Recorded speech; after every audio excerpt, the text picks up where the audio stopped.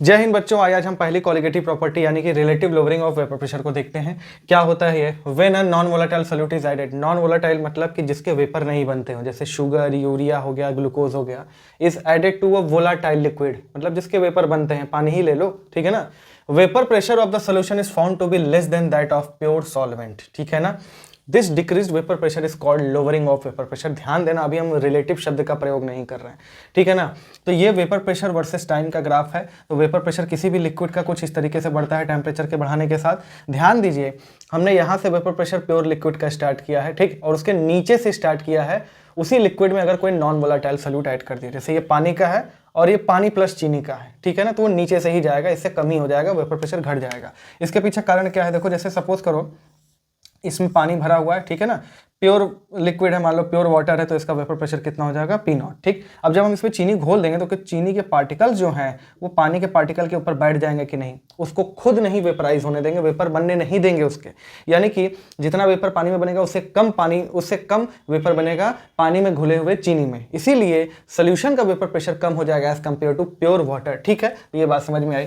तो P not क्या है? Vapour pressure of pure solvent. PS क्या है? Vapour pressure of solution. तो P नॉट जाहिर सी बात है PS से बड़ा होगा, तो P कितना ज्यादा होगा? P नॉट में से PS घटा देंगे तो वही घटा हुआ वेपर प्रेशर कहलाएगा। इसको बोलते हैं लोअरिंग ऑफ वेपर प्रेशर।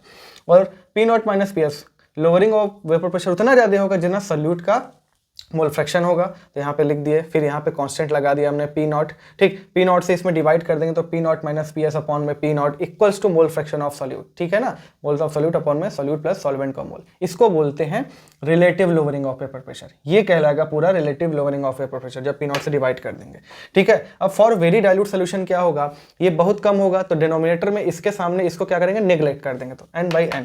लेकिन ये क्या है? एग्जैक्ट तो आंसर नहीं आएगा, क्या आएगा? अप्रॉक्स में आएगा। अब हम इसी से क्या करते हैं, कुछ करते हैं, तो देखिए इसको सिंप्लीफाई करो, इसको रेसिप्रोकल ले लो दोनों तरफ, ठीक है ना। तो ये क्या हो जाएगा? P नॉट, ठीक, और ये हो जाएगा 1 + n/n।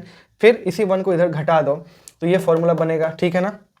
तो यहां तक आया, फिर उसके बाद इसको क्या करेंगे? रेसिप्रोकल ले लेंगे, तो ये P naught minus PS upon में PS इक्वल्स टू n/n।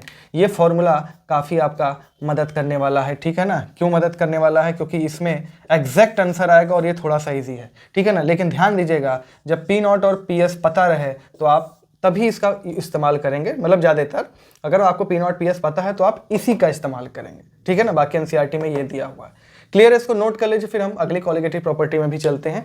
तब तक के लिए जय हिंद,